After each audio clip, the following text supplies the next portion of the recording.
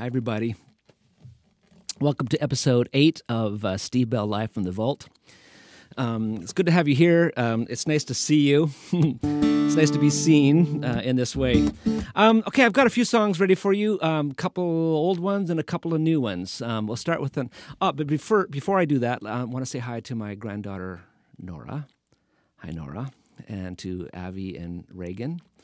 I understand there's kids out watching. I only mention these ones because they're the parents that pay me to. So if you want to throw me lots of money, I'll mention your children too.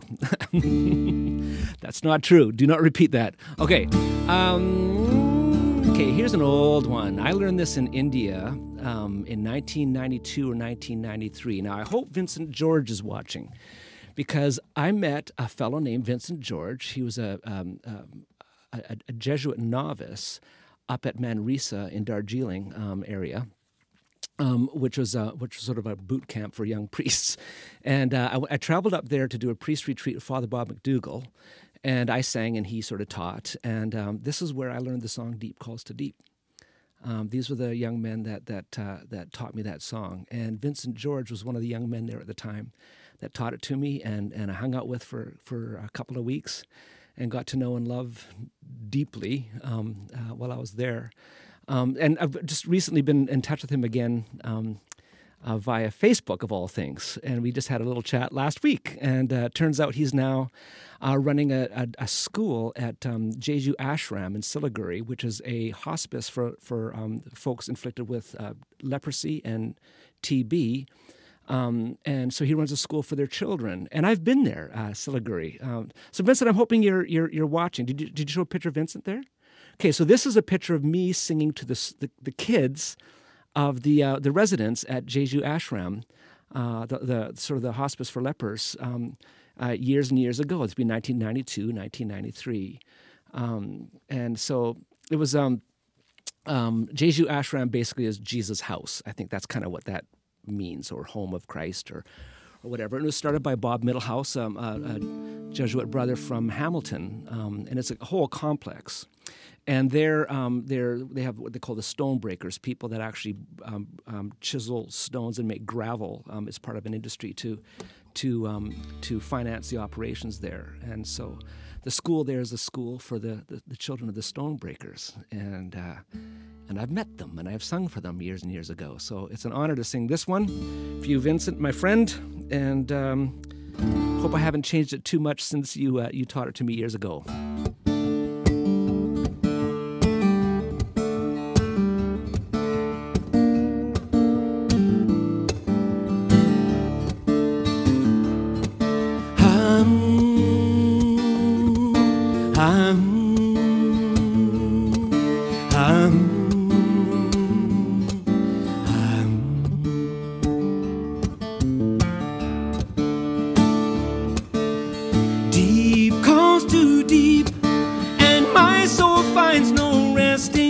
But him, he is my God. The yearning of my soul is touched and still, and each rare moment I felt his presence I shall remember and forever cherish.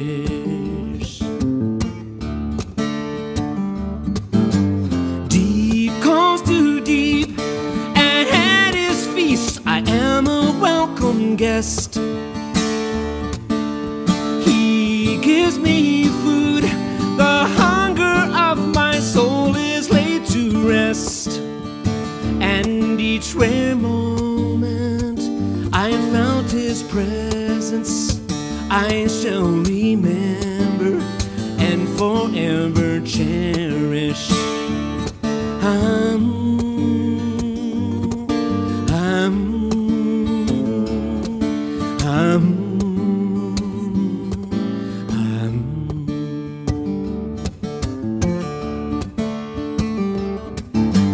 Deep calls to deep, for he created me to be his own. He understands the joy and pain of life, he too has known, and each rare moment I felt his presence, I shall remember and forever cherish. And each rare moment I felt his presence, I shall remember and forever cherish.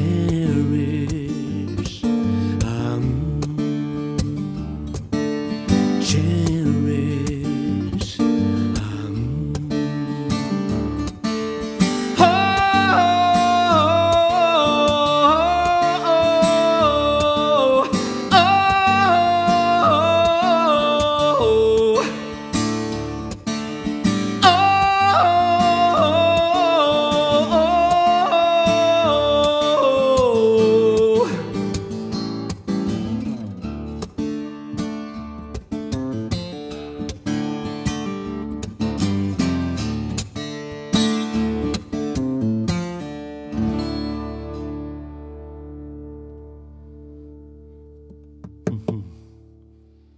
Still a great song, hey? Oh my goodness, I've been singing that one for so many years now, and it's still just a great song. Some you get tired of it, and some you don't. I've never tired of that tune.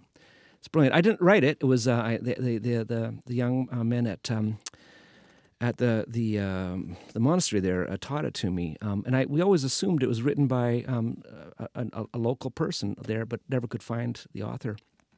We finally found her. She's and she wasn't. We were searching the wrong country. She was. It wasn't someone from India at all, as it would sound like. That must be true, but it was. She was an English nun that wrote the song, and I forgot to write down her name, so I can't tell you what it is. She passed away before we contacted her, so she never knew that I had discovered her song in India and brought it back and sang it in front of orchestras. So I'll get her name, and maybe the next time I'll mention it, just because we need to honor her. Great song. I'll do a new one for you. I've got it. Let me actually. I need to be sort of transparent here. I'm not here right now. This isn't a live taping. I actually taped this a week ago from when you're watching it, because I'm now about an hour and a half north of Winnipeg at a little cabin writing. And I had this opportunity at the last minute to kind of take a week and go and do some writing for my new project, and so we taped this in advance. So that's what this is. So, but what I'm writing is notes, a little book for my upcoming album. The album is going to be called "Wouldn't You Love to Know." This is going to be the cover of it, or kind of roughly. This is kind of a mock-up of a first draft. Roberta Landreth is designing it for me. She's brilliant. And we decided that rather than put out a regular CD that nobody's going to listen to anyways, everybody's going to go on Spotify, that what I would do is maybe write a book of reflections on the songs. And so it's going to be kind of like this, but it's going to be a book. And the CD is going to be in the back of it, like that. So for those of you that know what that is and how to use a CD, that's there for you. Most of you we know aren't going to use it. You'll go on Spotify or different things, and but then the CD's still good because you can use it as a coffee coaster, and you can read the book, and you can listen to the CD on Spotify, and you can put your coffee on the CD, and it's a whole Steve Bell experience. It's fantastic. So that's going to be there for you. So I'm actually right now writing the book, the reflections to go with the songs. That's going to be. I'm pretty excited about it. Actually, I think it's going to be a neat project. So this is the title track. I was going to say something about merchandise. You know, all of us are trying to figure out like what you people will buy to help us keep our little shindig going. You know, and so this. I mean, you might buy my little book, you may not. You know, but I remember back in the day, merchandise was everything. Even back before when people were still buying CDs, and there was this band. Man, what were they called? Friends of mine from Calgary. I can't remember the name of the band anymore. So this would be early 90s, and they had a CD out. But to boost their sales, they actually had boxer shorts with the name of the band on it. Like some do T-shirts, right? And they did boxer shorts. It was hilarious. And this actually came to mind the other day. I was thinking, like, what can we do? What will people buy? And I thought that'd be hilarious, you know. But then the title, "Wouldn't You Love to Know," of the album probably is inappropriate for my pious demographic. So underwear with "Wouldn't You Love to Know" on it is maybe not a good idea. But I bet it would sell. And it is funny, you got to admit. So, but we won't do that. I'll refrain. Well, so here's the song. For you guitar nerds out there, that last song was in drop D tuning, which is a standard guitar tuning, except for the low E is dropped down to a D, and the high E is dropped down to a D. So you get this deep sound. You get all this sort of mystical. So this next song is in it called Dadgad, which is a drop D, but you also drop the B to an A. So that's the tuning. And it's a pretty standard tuning for a lot of guitar fingerstylists. I've never used it before. This is the first song I've ever used it.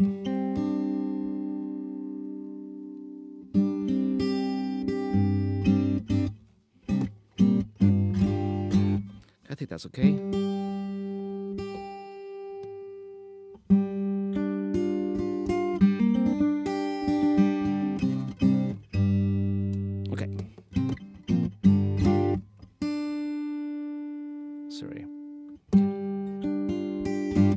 Okay, so this is the title track of my new album coming out this fall. It's called Wouldn't You Love to Know? And it was inspired by a blog written by N.T. Wright, the theologian. And he had a discussion online about what it means to really truly know something. And we typically think ourselves as essentially cognitive beings ever since, I think, therefore I am. And a lot of thinkers are now saying that's probably wrong, that the core of who we are as people isn't probably thought, but probably desire and love, that love and desire is at the core of who we are. And that's how we come to know stuff. We come to know what we deeply love. Before, and so knowledge or love precedes knowledge. And it was an interesting idea, and it captured me, because I think for me it makes sense. We've all had experience of, we have a friend who maybe is problematic socially, and we love them, and we see them act out in public in ways that other people don't like them, and our tendency is to want to say to others, oh, if you knew them, you'd understand. When we should really be saying is if you loved them, you'd understand. If you loved them, you'd know them, right? And it's the same way with our kids. Have you ever noticed how, your own kid's snotty nose is cute, but someone else's is gross? It's because you love your kid, right? It's the love is the foundation for the relationship and the knowing. So I wrote this at a time when I was starting to come awake to the environmental situation we face ourselves in. And one of the reasons why the world is in such trouble right now is that we don't love it. We don't know it because we don't love it. And I think part of what I pray for in terms of when I think of revival happening amongst Christians is that we come to love what God has created, what God has imagined and has done. And then come to know it through love. And if we do know the earth through love, we will engage with it in a very different way than we have been up to now.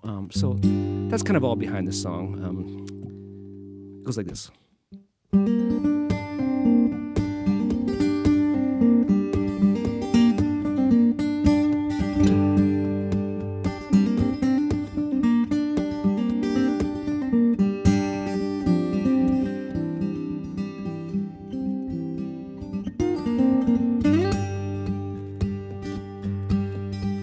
If you have to love the truth just to know if it is true, wouldn't you love to know?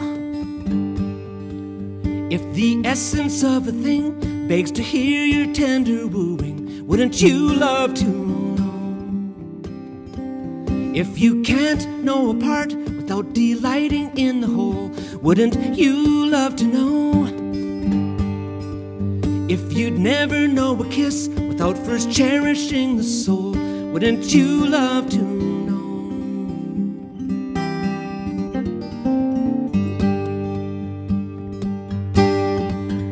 To know as you are known, simply love as you are loved.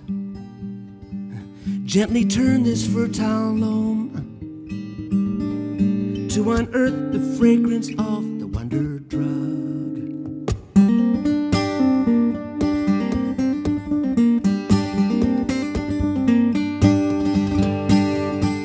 From the far cloud-hidden star to the solitary bug, Wouldn't you love to know?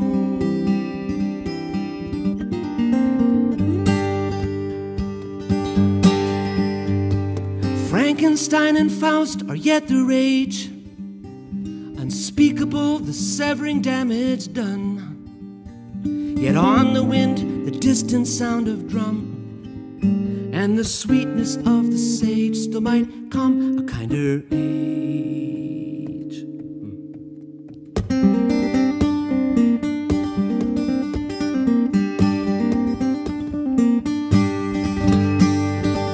See the wonder-stricken child, hear the elders wise in song. Wouldn't you love to know?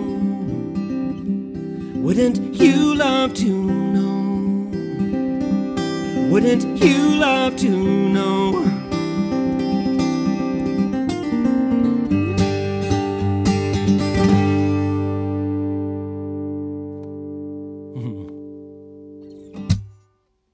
Okay, that's that one. That's the title track of the new album. It's kind of cool. We got a lot of fiddles and banjos, and there's a lot of motion to the track. I'm really, really happy with how it's sounding. By the way, I finished recording the album. It's like like I don't have any more tracking to do. It's done now, just mixing and writing these notes, and then we'll put it all together, and it should be out in the fall, early fall, I hope. And it's not likely we're going to be able to tour the country and showcase these songs for you. So we're kind of working on maybe a fall special, online special that folks can come to, where I can sing the songs and tell the stories. So you can look for that. Probably in November. Well, I'll be in touch for sure. I'll be in your face about that. Okay, here's another one off of that's going to be on the album. Okay, this is Dadgad.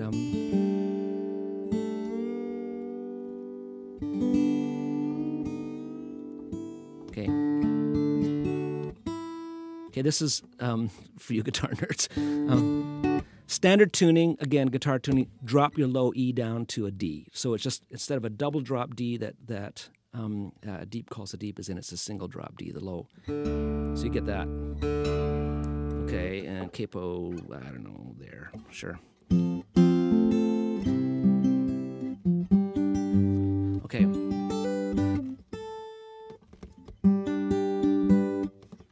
This is,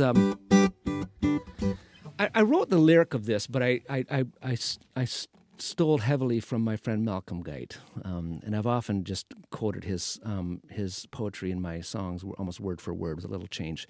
This one, actually, he wrote a poem several years ago called "In Praise of Decay," and if I remember the story right, he'd been out walking his dog or something, and amongst the bushes near the forest near his place, there's a plastic bag, amongst the rotting leaves, and it occurred to him that things that decay are good.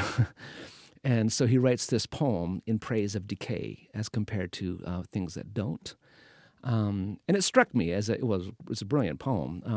But it was actually the language I used for the song is actually more borrowed from he wrote a little 4 or 5 paragraph reflection on the poem before you read it. And actually that's where I got a lot of the ideas for. And I don't remember the specifics, and I put them together in my own way, but so I put it together, but it's really heavily borrowed. So it's kind of a Malcolm and Steve thing. It's certainly his inspiration in a lot of his language. So this is, I'll try to do this. Okay. There we go.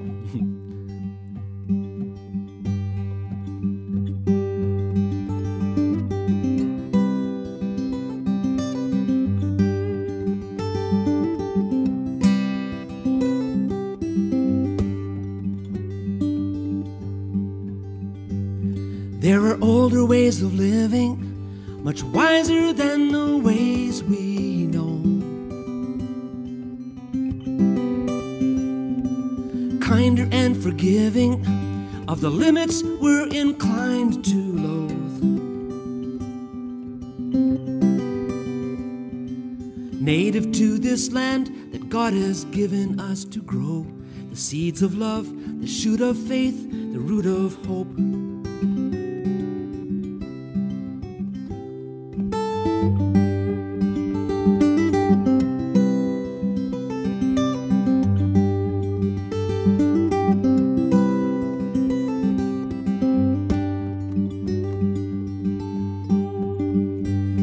In the spiral of our sinning, in the manufactured grim disgrace of betraying our beginnings with viral acts of greed and waste. Planted in the midst of these bewildering displays lies a garden tended by a lover's grace. Perhaps it's not so bad that things decay, that ocean breakers ebb and flow away, that light ascends and settles at the ending of the day, that beating hearts can stop and start again.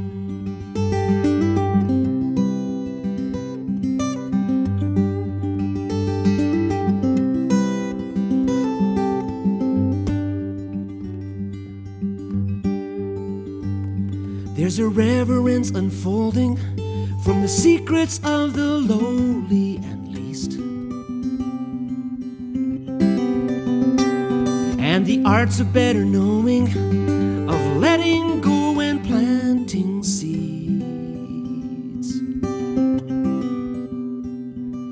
Blessed are the ones who harrow wisdom from the past to save us from these dreadful things that last. Perhaps it's not so bad that things decay, that ocean breakers ebb and flow away, that light ascends and settles at the ending of the day, that beating hearts can stop and start again. Perhaps it's not so bad that things decay, that ocean breakers ebb and flow away, that light ascends and settles at the ending of the day, that beating hearts can stop and start again.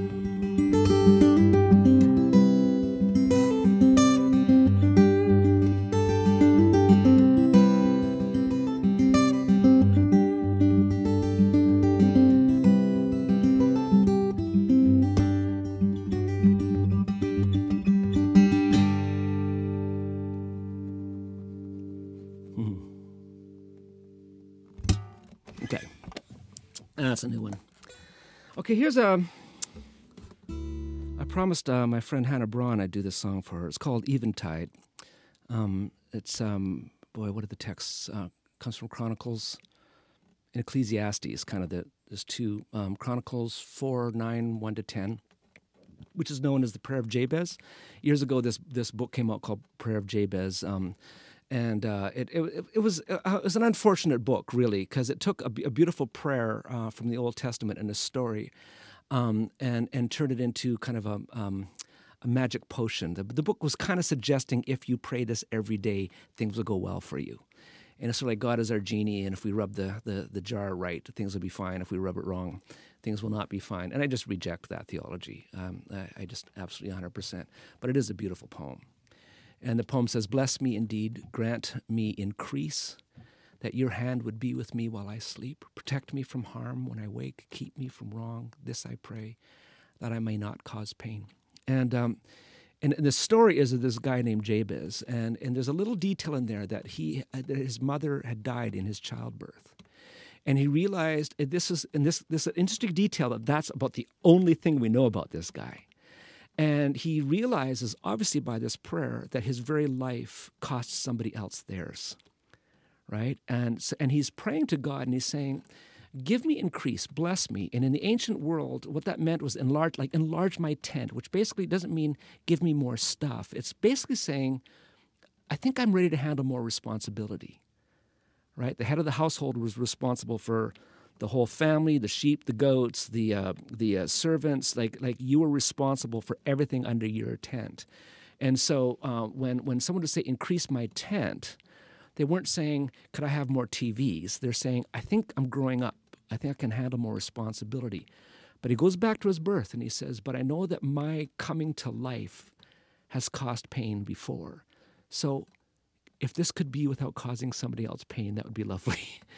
You know, and we do know that sometimes when we come into wealth or power, that often we don't know how to use it, and it ends up causing pain. And so the prayer is, I think I'm ready to grow up, but don't bless me in this way if I'm just going to hurt somebody.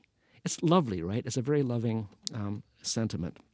Anyway, so, but before I do it, I just want to, let me just get ready here. What key is this in? I think it's up here.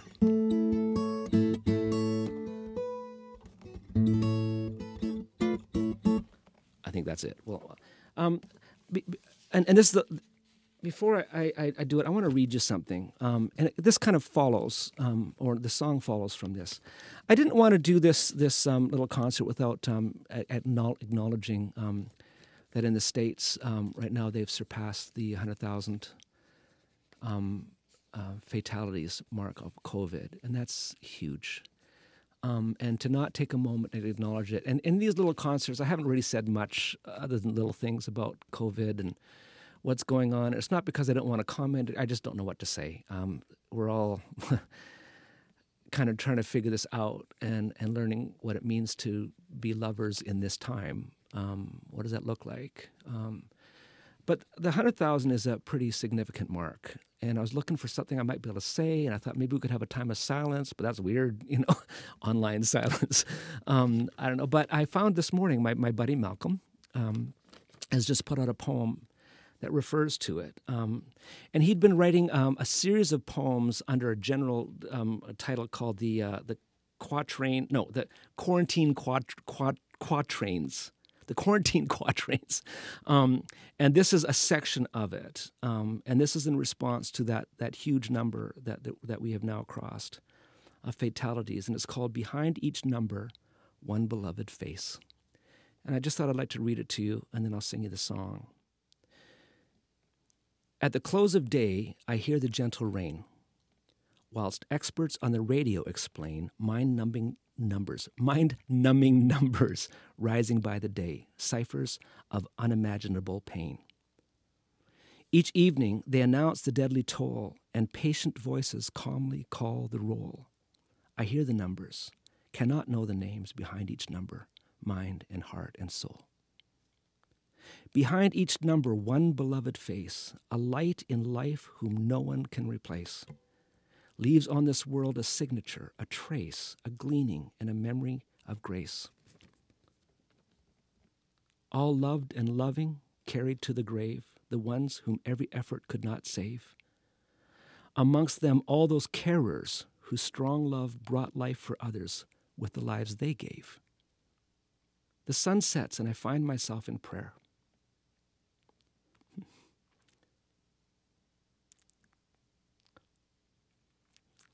Lifting aloft the sorrow that we share, feeling for words of hope amidst despair, I voice my vespers through the quiet air. O Christ, who suffers with us, hold us close, deep in the secret garden of the rose. Raise over us the banner of your love, and raise us up beyond our last repose. That's Behind Each Number, One Beloved Face by Malcolm Guite. Thank you, Malcolm.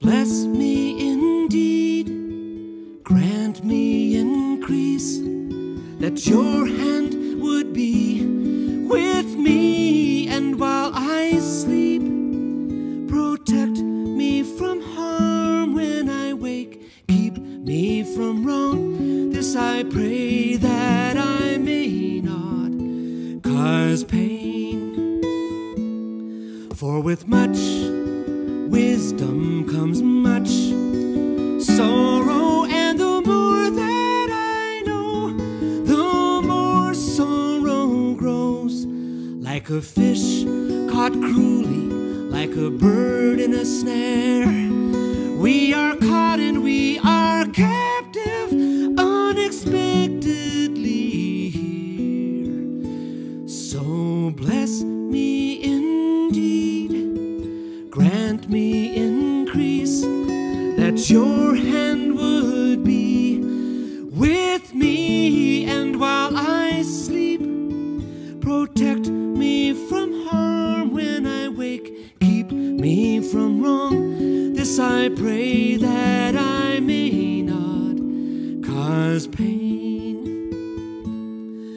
For with much wisdom comes much sorrow, and the more that I know, the more sorrow grows. Like a fish caught cruelly, like a bird in a snare, we are caught and we are captive unexpectedly here.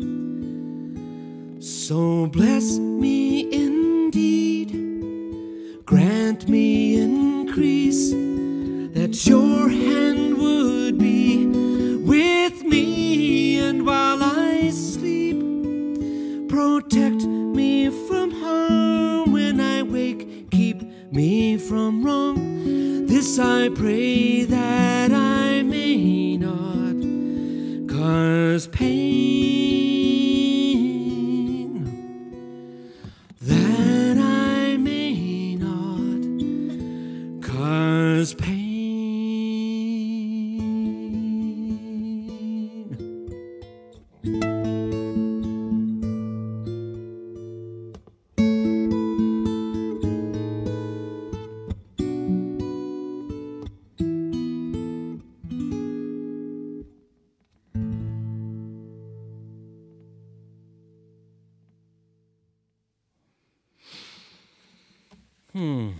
There you go, Hannah. You asked for that song. I'm happy to sing it for you. I'm going to close off, and I'll be back not next week, but the week after. I think in 2 weeks we'll be coming close to Father's Day. So if I feel strong enough, I'll do a Father's Day thing for you. So that's in 2 weeks. We'll get those announcements out there. Listen, check out Malcolm Geit online. I think it's malcolmgeit.com, is it? .wordpress.com. It's up there. Thanks, Jay. If you go to his blog site, there's tons of poetry there, and it's so beautiful, and it's very meaningful, especially in this season. If you want to support him, he on my advice, he got one of those little buy me a coffee sites. You go to buymeacoffee.com/Malcolm Geit, and you'll get him, and you can buy him a coffee. I phoned him in England, and I said, there's this thing. If people want to support you, they can sort of just sign up, and they can just press a button and send you, basically the price of coffee for you. And he says, do they have buy me a pint? As an Englishman, he would rather to buy me a pint, but they didn't have that one. And I said, well, they have buy me a beer. He says, no, it has to be a pint. So he ended up going with just the coffee one. But if you've appreciated his poetry over the years or over this day, go throw him a couple bucks. He could really use it. Same for myself. If you'd like, you can help me out by doing the same thing. buymeacoffee.com/Steve Bell Music. And it's really easy. You go sign up, you give your credit card or PayPal or whatever. Once you're signed into it, you can come back anytime and just kind of toss me a couple of bucks, and that kind of helps out. If you'd like to donate and help support me more substantially, you can go to my website, stevebell.com/support. And any donations there over $20 we can tax receipt you for. And you can do monthly donations or single things. That's there. And I'm sort of keep on harping on this thing, but we just kind of need the support of the community to keep our things going right now. Thanks for listening. What was I else going to say? I think that's pretty much it. I'm going to leave you with a video. I started this today's concert with Deep Calls to Deep, kind of an acoustic version. I ended up recording that song with the Edmonton Symphony Orchestra, and there's a video of it. And it's pretty powerful. The arrangement was done by Mike Jansen, my friend. Some of you know him. Brilliant piano player, and I went back to India a few years back with the Canadian Food Grains Bank, and we ended up shooting a video using some stuff in India with my wife and I there, and then with the orchestra, and it's lovely. So I just thought I'd leave that with you, and we'll see you in a couple weeks. God bless.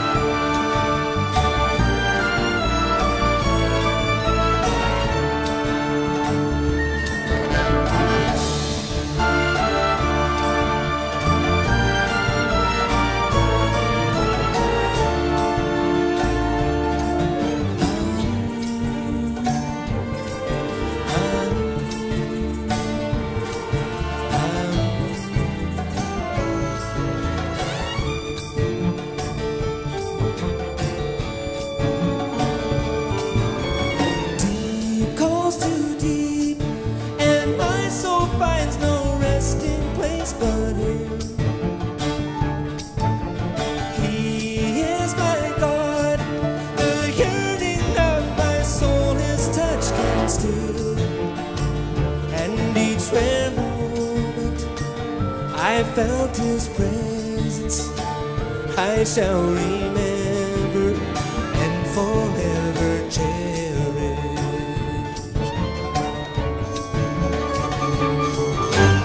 Deep calls to deep, and at His feast I am a welcome guest.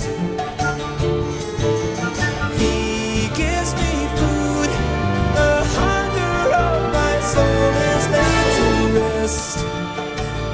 And each rare moment I felt His presence, I shall remember and forever cherish.